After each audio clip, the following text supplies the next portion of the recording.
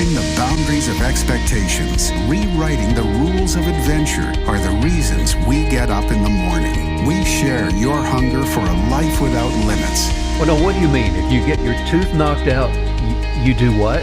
You just put it back in. What do you mean you put it back in? You just stick it back in there. It doesn't even have to be in there correctly. Well, you got to go to the dentist, right? No, you do want to go to the dentist, but after you've found your tooth and put it back in your head. What do you mean you put your tooth back in? What are you talking about, Maggie? If you get your teeth knocked out, or a tooth, teeth sounds excessive. Why are all your teeth knocked out? I think one sounds excessive. Okay, but if you get it knocked out, if you can find it, you can put it back in, and it keeps the tooth alive, and the dentist can set a splint for it, just like a bone, and you won't lose your tooth permanently. How does that even work? Because your teeth have little, what are they called? Like roots? Well, it's roots, but it was something else in the article. Yeah. Nerves. I think that's okay. You can regrow. That's great advice, and I think everyone should know that. I think it's important. I didn't know it until I read that article. Your tooth knocked out. You stick it back in within an hour. Yes, it does have to be within 60 minutes, the article. And it'll survive. And they can save it. Okay, well, that's great. It's so good to be back. I have a problem over here. What is that? I forgot to open my LaCroix, and it's going to be so loud. Go ahead and open it. I'm going to drink some coffee. I feel like We've been away be for so a loud. while, so go ahead and do that. Okay, here I go. And while you do that, That was loud. Those are really good, too. I know. They have to be cold. Yeah, very cold. We have done, hot sparkly water. So many have been, where have we been? And this is the longest we've been away in, 3 years now from the podcast. And so I felt a little nervous this morning, like I hadn't texted someone back. Well, I don't want to say I'm sorry because the actual definition of the word sorry is wretched. So we're not wretched here, but maybe an apology is in order. But I'm not sorry, but I am intensely regretful for not having action. been here in a while. Oh, my word. But we've done 15 concerts since we last podcast. What are you doing? I can't even talk right. 15, count them. 1, 2, 3, 4, 5, and more. 15 concerts. 15. And we're doing a tribute to the movie The Greatest Showman. Oh, and it's fun. We have been traveling and doing these concerts. No excuse. I've missed being here.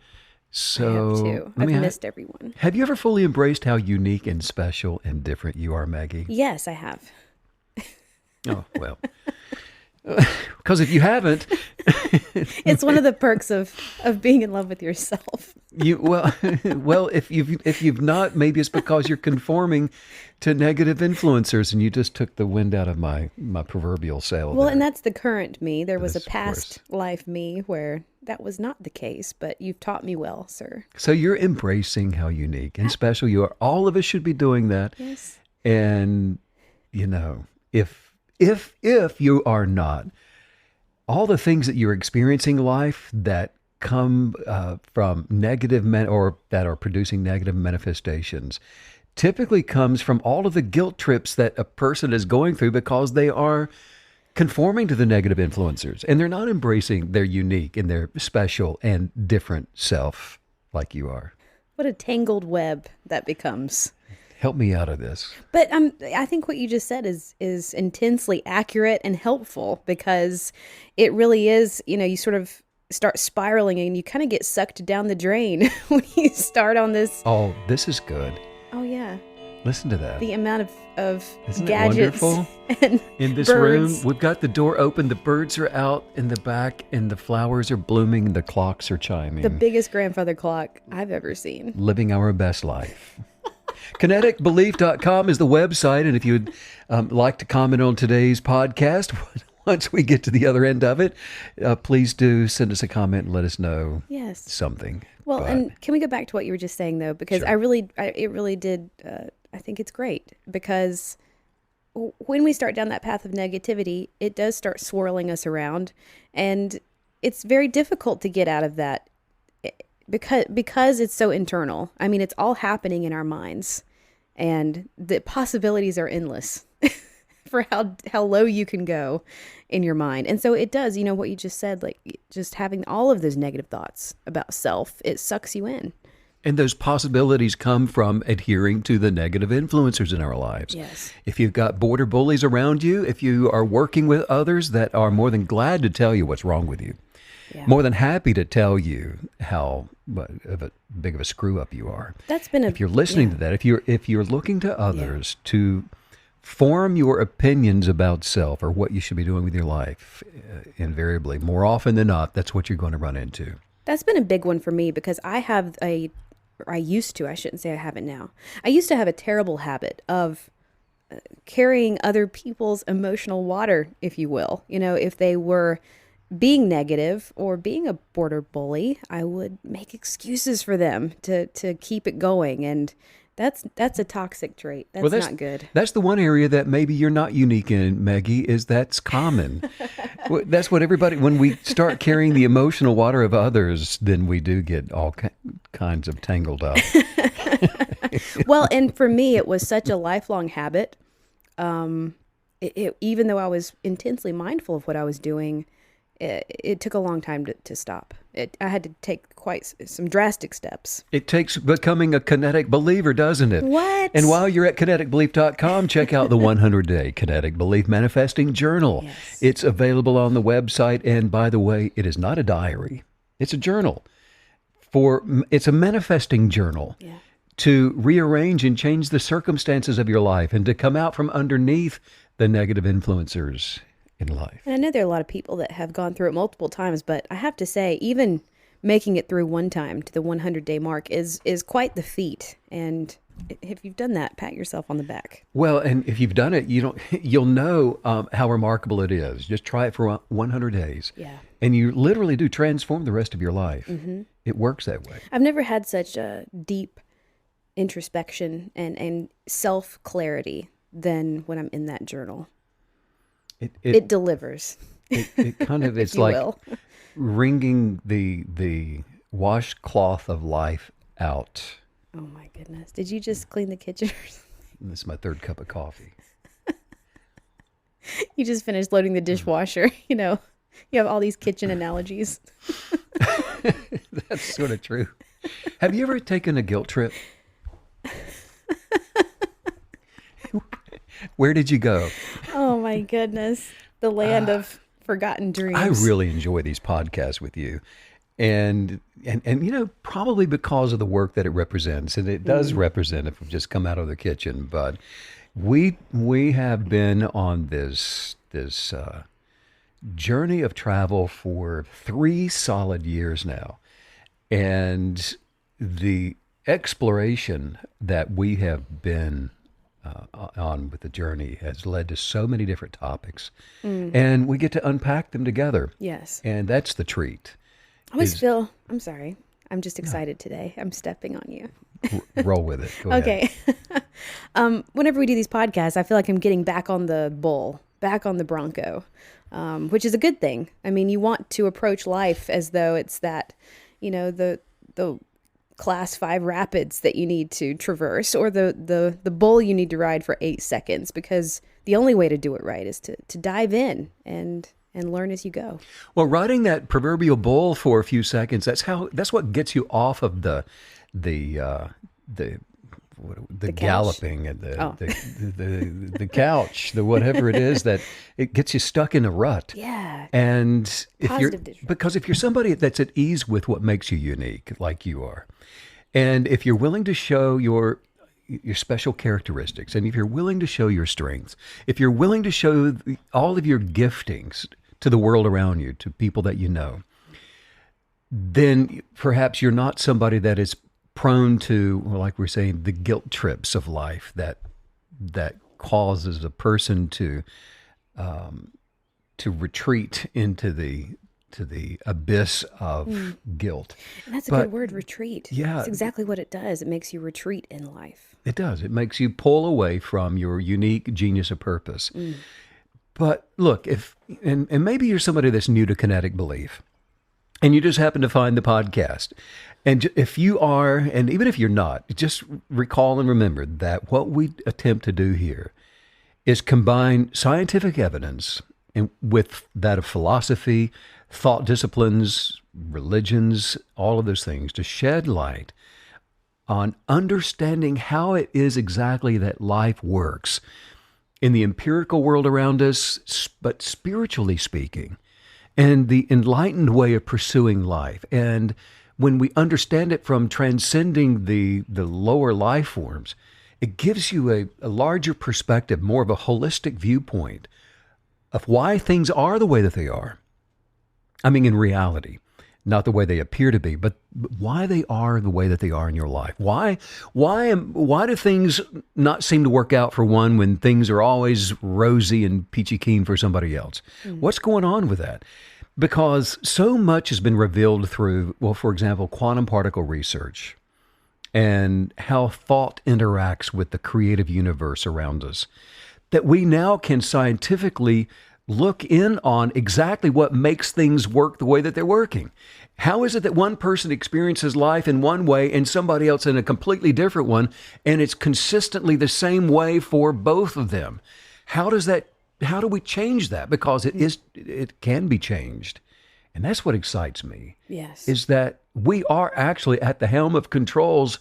Whether you know it or not, you are in control of the destiny of life. It's not just some random happenstance that you end up where you are. There are small, minute, you said the other day, and you were jesting, but it's hilarious to think about. We were being silly I was joking around with somebody and you're just watching like a tennis match, back and forth, back and forth. And then when we were finished being stupid, you said something like, I'm just sitting here trying to think of what life choices did I make that they all culminated in me being here at this moment.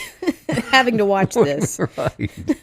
But how did every step I took but lead there's some me truth here? to that. And that's why it's hilarious. There is some truth to that, but we explore that kind of life. Mm-hmm. And we explore those types of qualities of decisions that we make from the present moment that we're all experiencing at all times, because it's from this present moment that all is well or all is wrecked. Well, and I love what you just said about your experience and how you always have the opportunity to alter what you are experiencing, and understanding where that comes from is the first step, because there's not much worse in life than having a question, feeling stuck and truly feeling as though there's not an answer.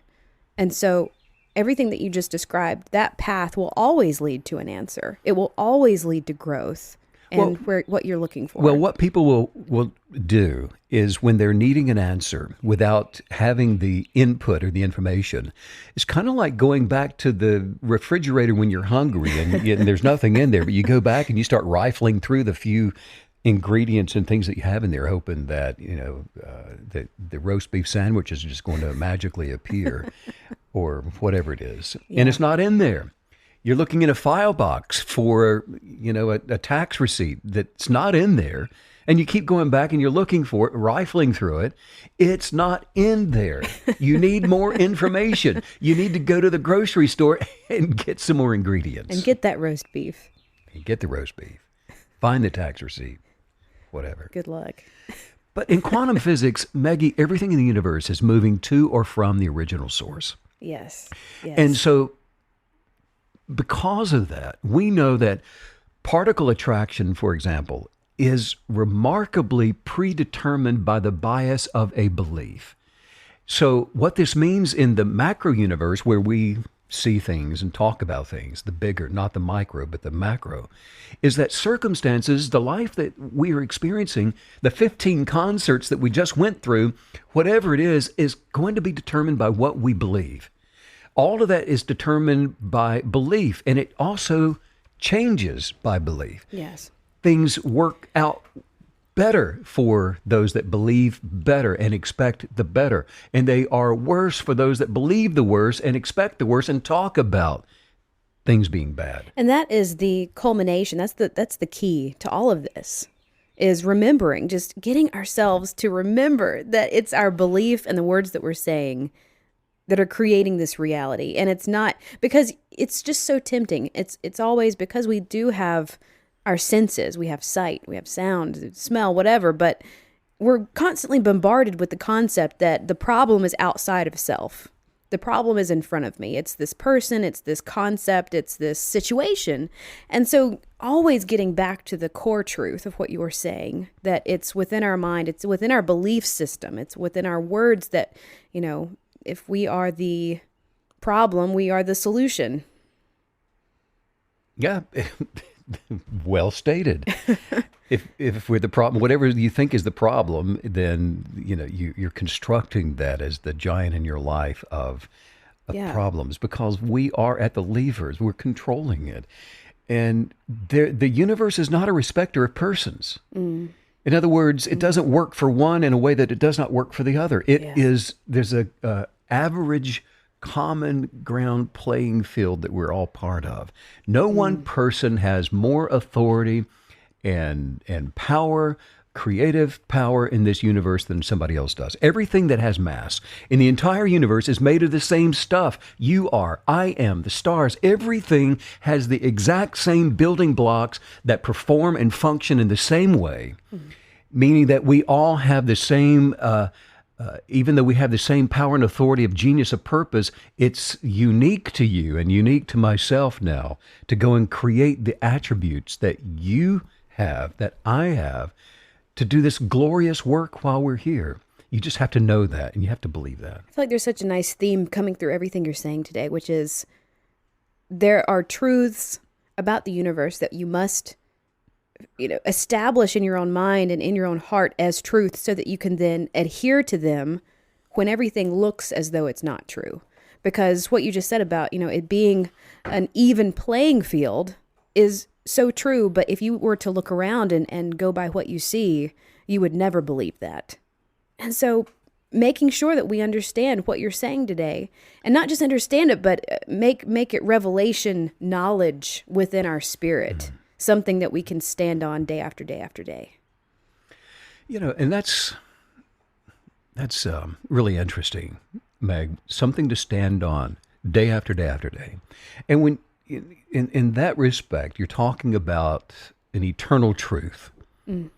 Finding that truth of yourself, the thing that makes us different, is your truth.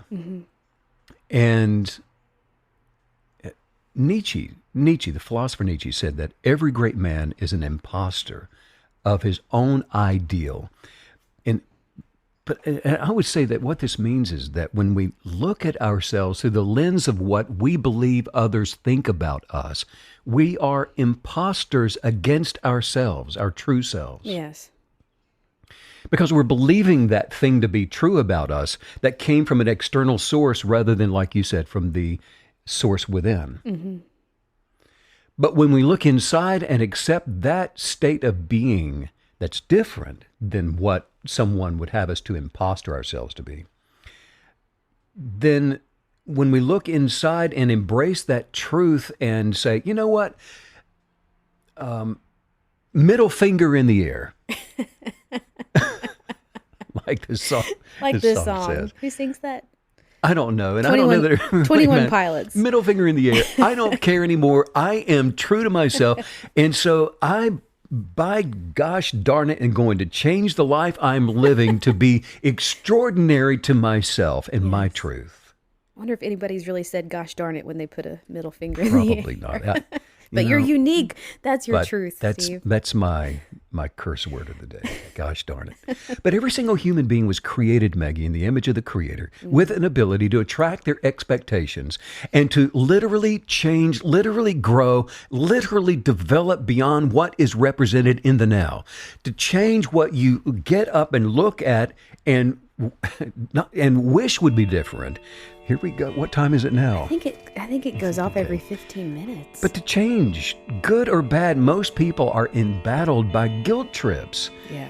And most believe that they can just simply wait for something good to happen, for something good to show up and change things for them. And that is not the way that we were constructed. But the guilt trip would have you to believe that because I'm tripping in this thing, I need to be rescued. Right. But the rescue comes from within. I'd like to hover here for a moment because this really spoke to me personally. You were mentioning how, perceiving yourself through the concepts of what you think others are thinking about you. And it would seem on the surface that that's going to be someone overtly saying something to you or saying something about you. And that's not usually the case. That it's actually usually unspoken. It's maybe even a relationship that's been established for a long time. Maybe they were even a big part of your, formidable years. But the point being is that it's all within our minds. And it's amazing how deep those concepts of what other people think about us can go, and they can permeate even the smallest decisions in life. You wonder what you should get for lunch, and you're wondering what it's going to make you look like, what you order. I mean, it's just... You should be. It's really... You should be thinking, I should be thinking about what I'm about to eat, actually changing the way I look. But that's within yourself, not what someone else is going to think. That's within me. Yes. Absolutely. But I just think it's an interesting, it's one of those concepts that you think you know what it means, but then if you meditate on it for just a moment, it goes a lot deeper. Well, the thing that keeps me from not conforming to the opinions, thoughts, and ideas of others is making sure that I'm beginning my day in my Law of Attraction 100-day guided journal with my affirmations, my imaginations and desires, what I am grateful for, and imagining to see myself becoming, and then calling that thing that is not yet in the empirical world around me as though it already is. And so I'm living my life, and I'm developing the art and articulating the vocabulary for what I imagine to be. That's what actually sets me up to be able to do battle with those exterior influences in my life as I go through the day. After the fact, it's too late. So I prepare for battle before I walk out the door. I prepare to be in love with the world around me, not accepting it as my reality, but only as an observer to that which is, allowing it to be what it is, allowing babies to do what babies do without me agreeing with that in a sense that I am becoming that negative thing. As while you were talking, I was thinking.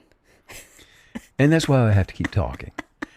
And then ultimately you'll stop thinking and we can have a conversation. I'm just kidding. I really did. Megan. I really did just realize something about you, though, that you're such a connoisseur of being true to yourself. You've done it for so long.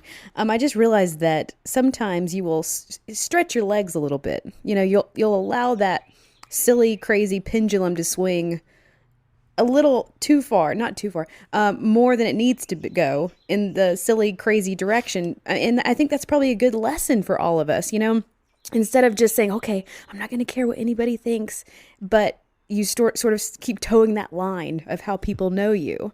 But you always kind of take it a step further. And again, I don't know of another way to say it than you're stretching the legs of your personality. But you do this almost as an exercise. You do.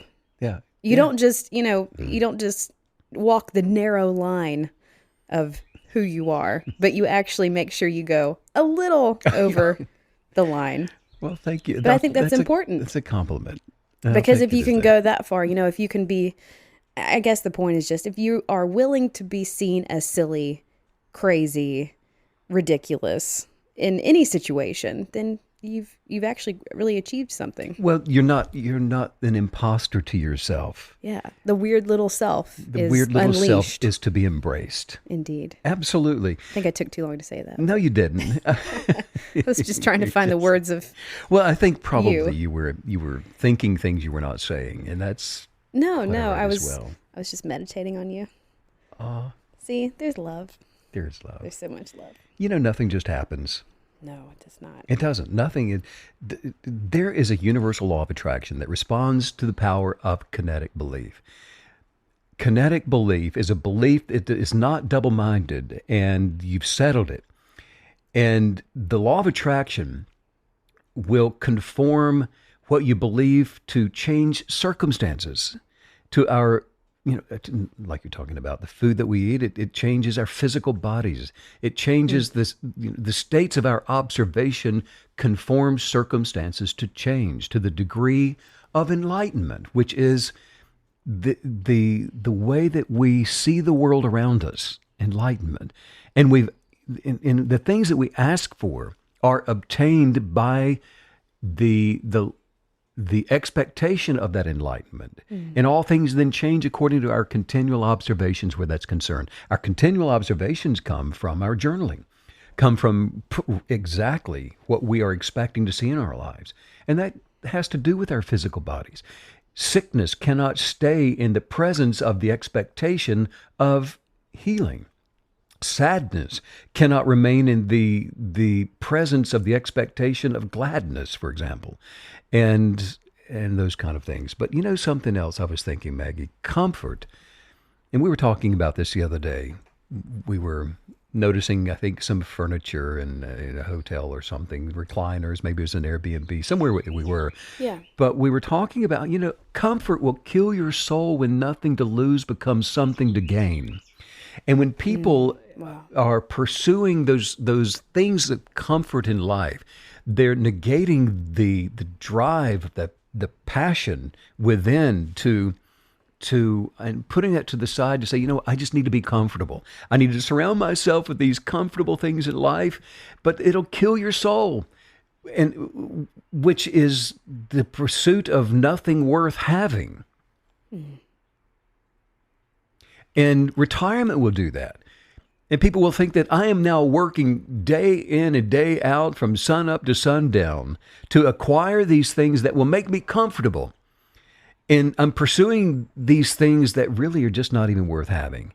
And so the passion for living, which is the value of living, by the way, passion is the expression of a life worth living, which, by the way, compassion is the sharing of that passion with others.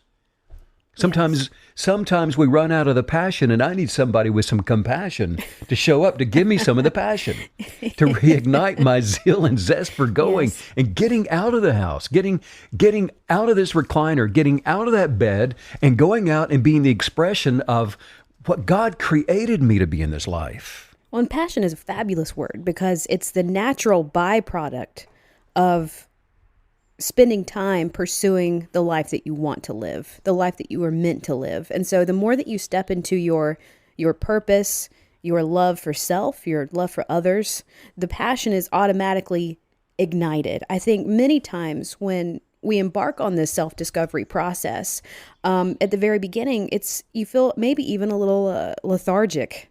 I mean, life has been beating you down for a long time, and mentally you're fatigued, you're tired, you feel like you've already run that race.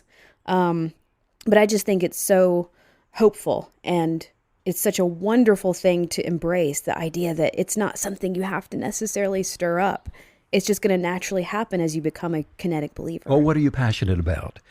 Is it the pruning of flowers and plants? That's a great thing to be passionate about. But there's something that every single person was put on this earth with a passion within them to be. Yeah. That passion to be an expression of that thing. And the imagination is where those observations are formed for that passion. But now here's the thing about imaginative observations. They can either be formed through fear or faith. In other words, through the trepidation of that coming to pass. And that also will come from allowing border bullies or people to change who you should be and speak negative things into your life. And so those imaginative observations can become fearful and they're cast down. I don't dare be my weird little self because of a fear that it would not be conforming to the expectations of others. Right. Good thoughts and intentions can become bad thoughts and even bad intentions because of that. Well, he began this by talking about speaking to the power of allowing yourself to be uncomfortable, because the ego is always chasing comfort. And so our highest self, it has to, develop this understanding of what discomfort really means. It's growth, it's evolution. And it makes sense because when you're at the beginning, or heck, even in the middle of this thing, you've developed such a specific way of surviving, from relationships to your internal dialogue, and to uproot all that and transform it. It's it is absolutely worth it. But it's important to acknowledge what that process even feels like. I really enjoyed watching you, by the way, in the last concert.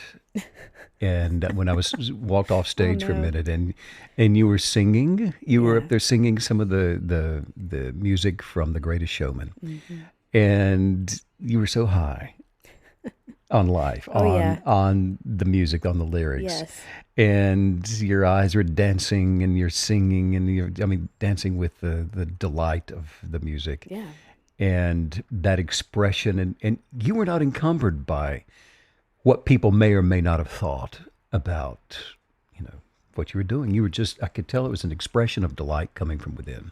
And the reason I'm bringing that up is that is the correct approach that we all should have going throughout our day, not giving thought or consideration to an audience, but what's on the inside of you and what you're passionate about and willing to share that in a compassionate way with others. Yeah. That delight of the expression of self being the motivation for living.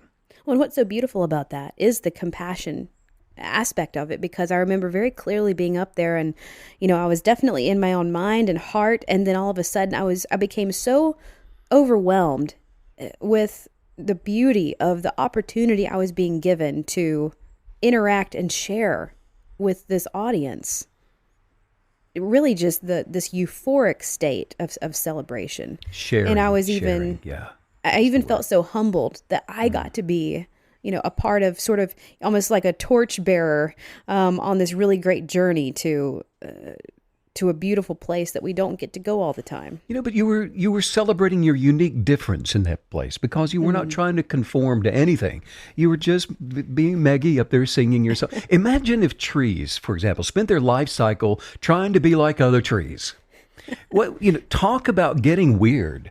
That's weird. what most of society does. Tries to emulate itself and conform with itself. Try to be like others. So if that were successful to the nth degree, then we would all be the audience. Yes.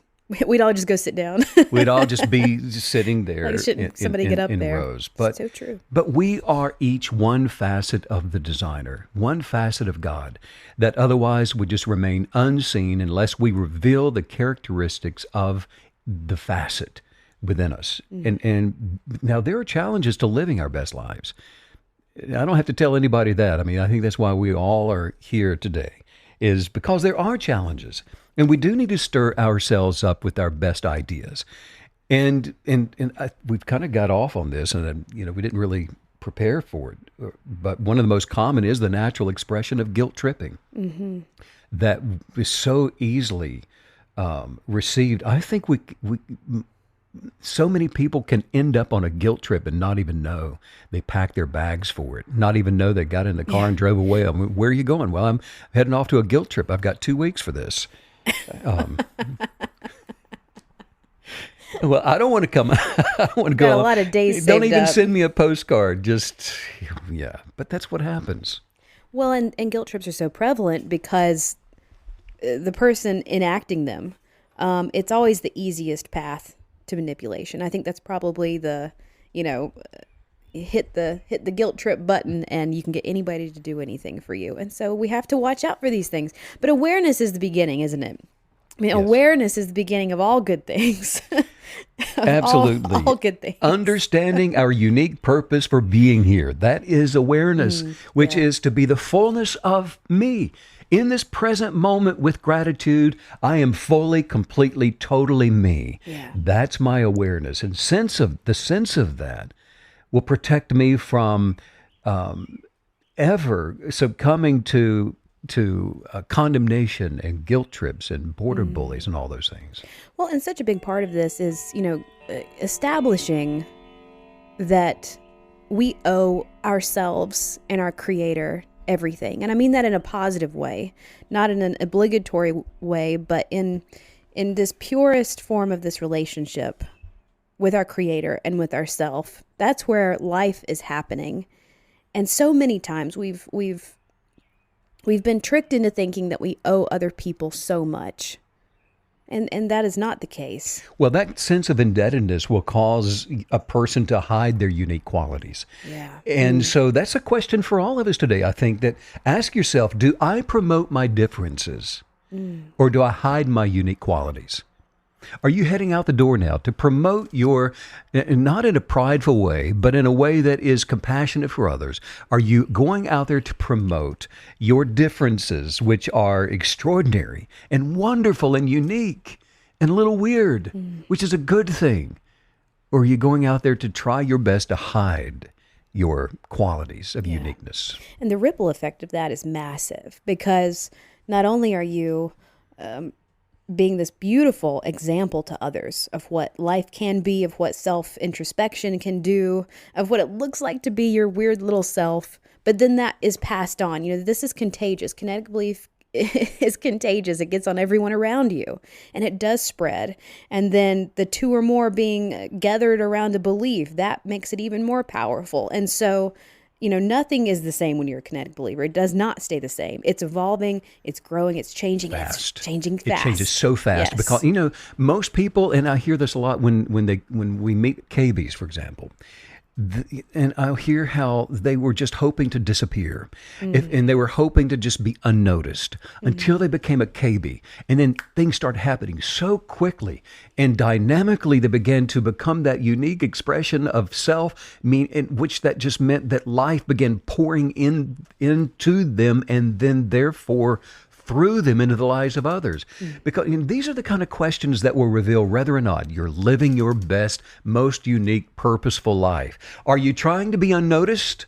Are you trying to just disappear within the masses? Do you not want anybody to notice you or to, God forbid, say anything to you about being any different? Or are you beginning to shine and take on a quality of being diverse and unique? That is the purpose of life, Maggie, is to advance your mind, body, and soul toward perfection, toward completion, because each one of us has this unique genius within us that exists nowhere else in the universe. Nobody else has it. And so if we're conforming to others, we are absolutely in denial of the genius within us. There is no such thing as common. Only average. And average is the creative creator that is fearful of being unique. And so they remain average. And not only is it possible for us to enjoy and advance our lives, it's harmonious with creation. And by that I mean it is the original intention for all of creation. The universe is advancing, and it's successful in its advancement. And if we are in alignment with the way that the universe is performing in that advancement as a creative creator, having these natural experiences, then we bind ourselves through this agreement with the universe to also purposefully advance ourselves toward that perfected completion. I love that analogy, that visual of hitching a ride on the universe. Isn't that sweet? Yeah, that's really cool. That's beautiful.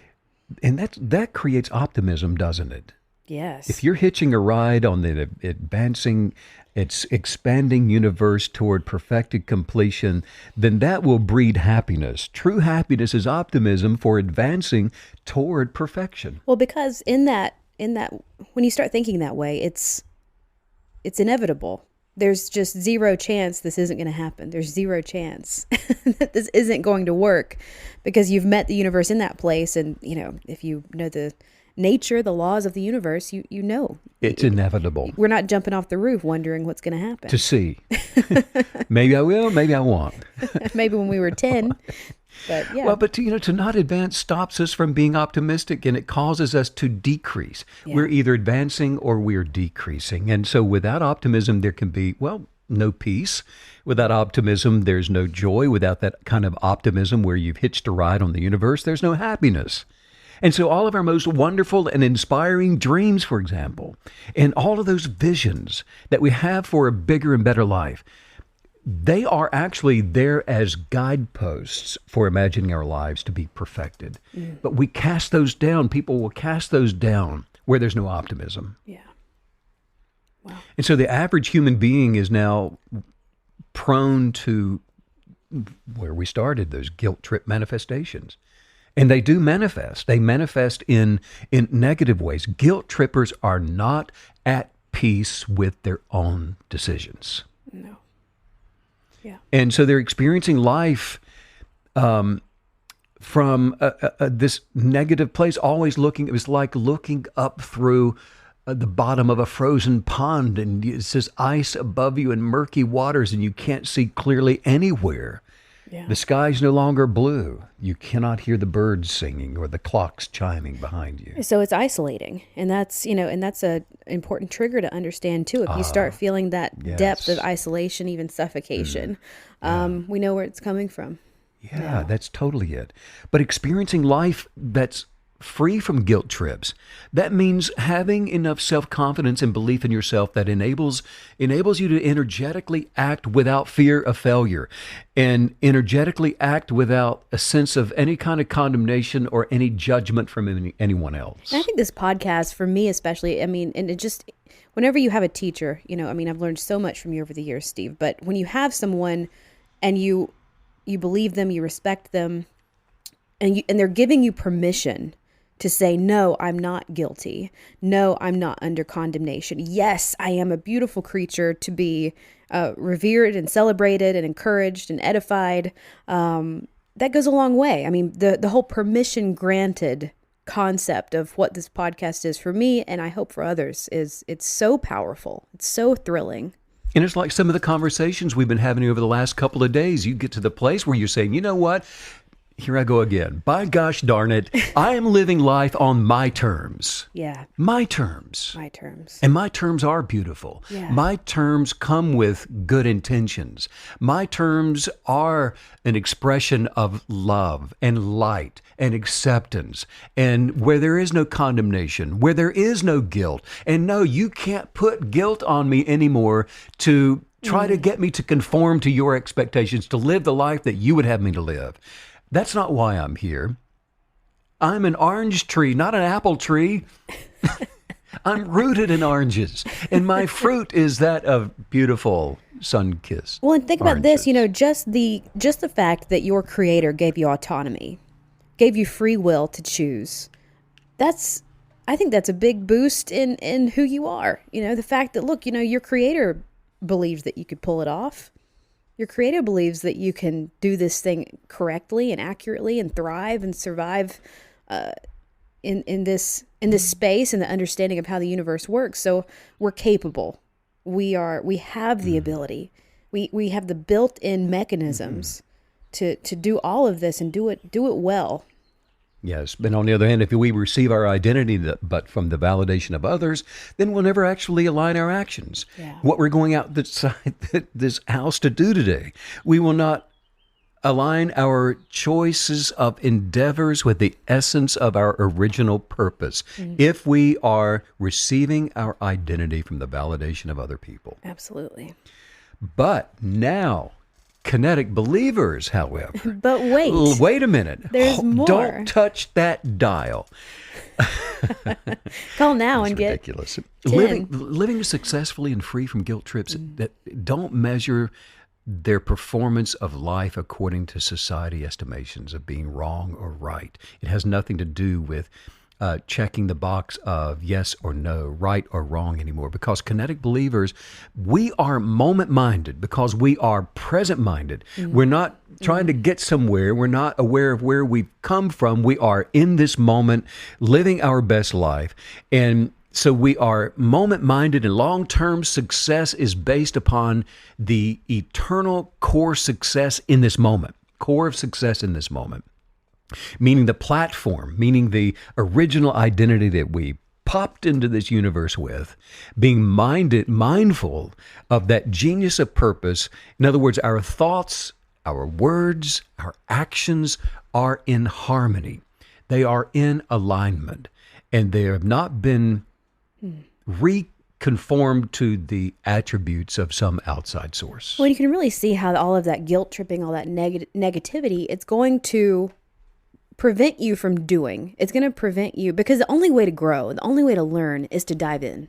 Just jump in, figure it out as you go. You don't see anything as a failure. You see it as a lesson, and you go and you go and you go and you stay in motion and you stay in motion and you keep moving forward and you keep moving forward. And the guilt trip, the condemnation, that paralyzes you.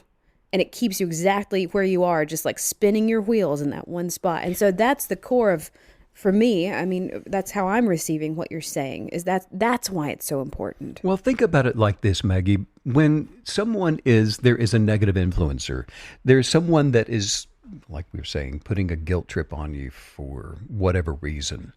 You can't get a negative, or you can't get a positive from a negative.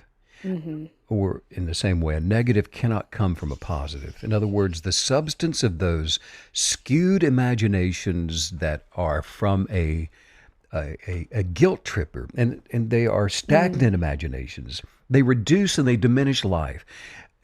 Because it's a guilt trip, there's sickness that is inside of the husk of that seed. There is disease inside of the husk of that seed that results in a diminishment of the quality of life gestating more life.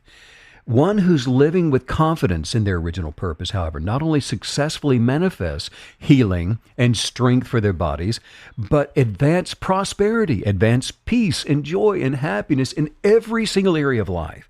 Because you can't get, again, a negative is not going to come out of a positive seed. So it begins to holistically encompass and surround all of your life, all of your sphere of influence, and then a vision of that perfected health and perfected wealth and vitality.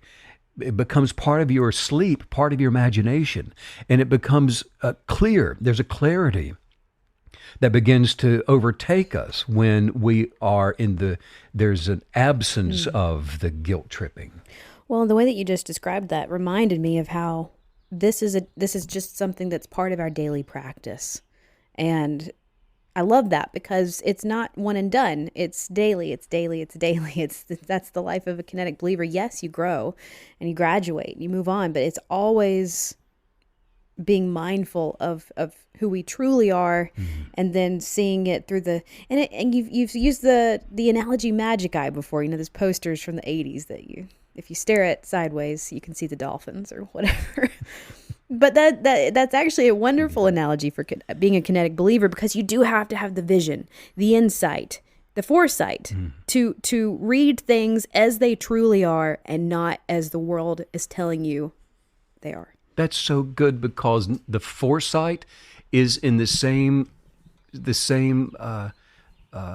realm as the hindsight, where, for example, in hindsight, for the positive one, there are no regrets. Yeah. You cannot have regrets, because the advancing life is advancing regrets without regrets. Regrets would pull you back into the negative state of being. And so with that foresight comes the hindsight that it's all good.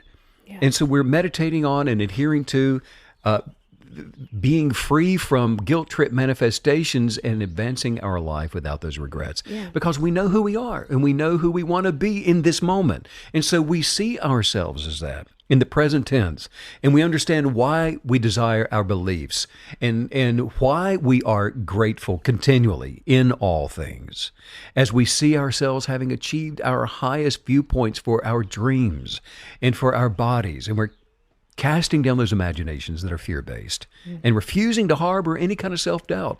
The successful KB does not look to the future for an outcome. They understand that success is about the journey. In other words, achievement is in this moment. It's what we're doing with this moment is not in the future. The future takes care of itself when this moment shows up by being present-minded with a successful posture for adhering to and relying on what we expect the future to be. Wow. And so the future, it just aligns to agree with this moment. Yeah.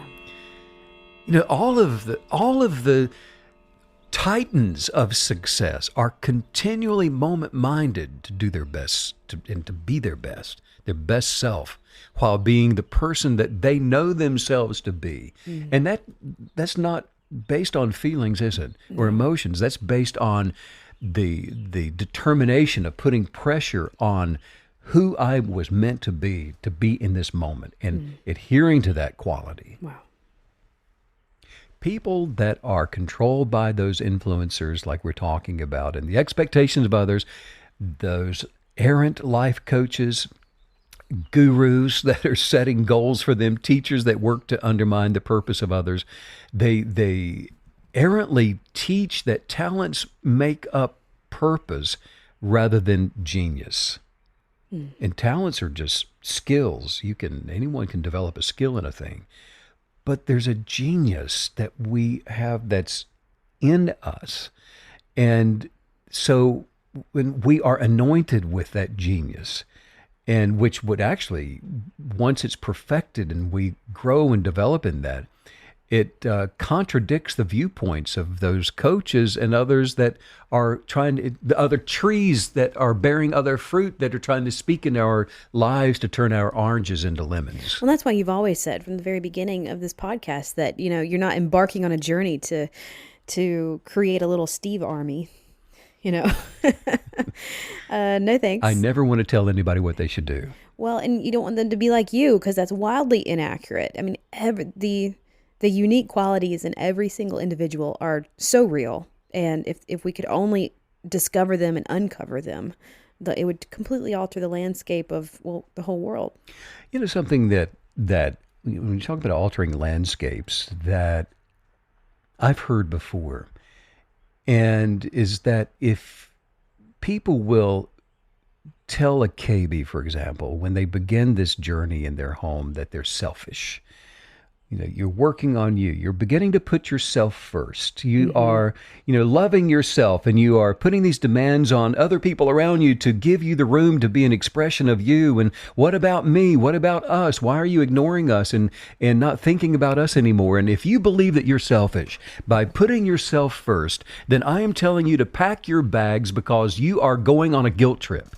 Putting your needs first means that you are unconditionally loving your purpose and yourself. And until you learn to love yourself and your purpose and your genius and your weird reason for being here, you don't have the ability or capability to love anybody else. You have to love yourself. You have to love your identity. You have to put yourself first before you can be of any worth or value to anybody else. And if anybody has a problem with that, they're just looking to keep you under their foot.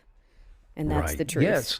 So we choose to become a demonstration of our genius and our purpose in order to reveal ourselves to those that we love and even to the rest of the world. Beautiful. And some will say that, you'll never become your best self at the expense of others. That's a guilt trip. Yeah. Because we are our best, and we are able to serve others by being our best when our own needs are have been perfected. In other words, I've perfected my health. I perfected my wealth. I've perfected my joy. And I'm realizing that by advancing my mind, body, and soul toward that perfected completion, I am holding myself up in the highest regard. Another guilt trip, misnomer, is the belief that saying no to somebody because they're asking me to comply means that I'm being selfish. That's a guilt trip. That's not true. My first responsibility is always, as a purposeful, creative creator, to take care of myself, to promote and to edify and champion me. To unconditionally love me is to respect me. And until I do that, I cannot unconditionally champion and respect and edify and encourage you. I can't lift you up, and I can't ask you or expect you to be the champion of your unique identity until I have done that for myself. The truth is, being free from guilt trips means that I'm living according to my purpose, which is truly all about me. Because until I make my life all about me, I cannot make it all about you. Exactly. I saw a funny quote or something, and it said basically, well, of course I'm a narcissist. It's my life. My life's about me. Of course. Right. Who else is it going to be about? But what it's doing though, it's interesting because your well of good intentions, it's going to dry up so quickly when you're getting that from someone else. There's no juice to go. There's not enough juice to go around. And so when you love yourself, it's replenishing. It's eternally replenishing everything that you need within yourself for yourself, and then also to be spread around and cause others to grow as well. But it only works in that one way. And it's changing the universe around us. Yes. Which includes the people around us, the family around us, our friends, the dogs, the neighbors, which are those that we come in contact as we go throughout our day. It's changing, holistically changing all of that, because the powerful, marvelous kinetic believer enjoying life from the highest viewpoints connects with all others in service, unconditional love and care on the deepest of levels by finding balance and harmony. First of all, within. Well, it seems like that this dovetails so nicely with the concept of living in our present moment and understanding that present moment, because everything that you're describing is going into cultivating the present moment for ourselves that we continually carry with us and that we're continually improving upon. And so, if you start now, it's never too late. At least just start today. Allow time to pass as your present moment moves through it. And it's going to become, well, more than we could ever have hoped for or imagined. And it's not easy, and it's not one and done. This is a daily pursuit, isn't it? And I love this conversation because, no, it's not easy. But guess what's more difficult? Not living the life where you haven't done it. Right. Living a life where you're constantly under condemnation, constantly second guessing yourself. You are living a tortured life, never knowing what to do next. Because we get up every day to head out the door into a competitive society. That's the nature of the ego. It competes with others. And so a competitive society is based upon, I need to take something from you in order to have it. Creativity says for me to have, I must create. The competitive world produces guilt trips, and those easily manipulated by the mechanics of competition easily fall into those guilt trips. And so, to your point, we have to be prepared for this because it's not going away. It is what it is, and that is the truth for that. But we prepare ourselves in our meditative time, through our time of going through the affirmations, and head upstream when the rest of it's going downstream. Well, and it's always going to be there, and it's so important to know that moving forward. One exciting aspect of that, though, is that you become this sort of self-love ninja. Maybe you were this major amateur. You were horrible at loving yourself in the beginning. But as the years come and go and you work on this daily, and we're in the podcast here together, oh man, you become formidable. You're a ninja. You're pounding on trees so you can walk with Zen. Yes, indeed. Take care of the painful thing in your quiet time. Well, day one, somebody shows up on your front door with condemnation. You're going, well, I don't think I'm like that, and I don't think I did anything wrong. And are we okay? And then day 40, you don't even need to respond. You don't even feel the need to respond to anything that's outside of your positive light filled present moment. Well, when it first shows up, it appears very chaotic. There's chaos in it, and negative influence is chaotic. Think about it. Media, chaotic. Friends, chaotic. Family, life, all of that challenges our clarity and distracts from our original purpose. So we become free from those guilt trips by continually clarifying our personal convictions, our articles of faith, our purpose for being. Our personal articles of faith are our guides for making decisions for all of those life moments.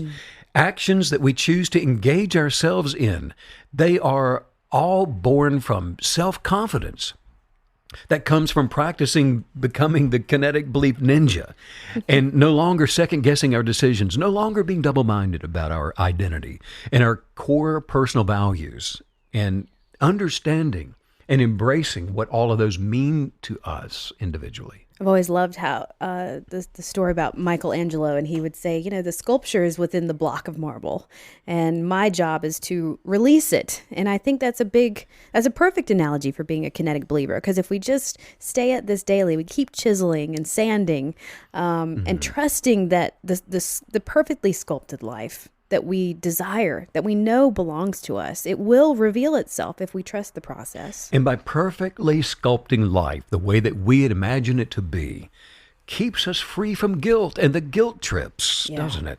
The philosopher Horace Bushnell said that guilt is the very nerve of sorrow. And how true that is.